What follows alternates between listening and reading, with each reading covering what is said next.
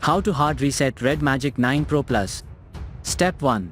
First of all, switch off the ZTE Nubia Red Magic 9 Pro Plus by using the power button. Step 2. Press and keep the power key plus the volume up simultaneously. Step 3. After the recovery mode appears, let go of the held combination.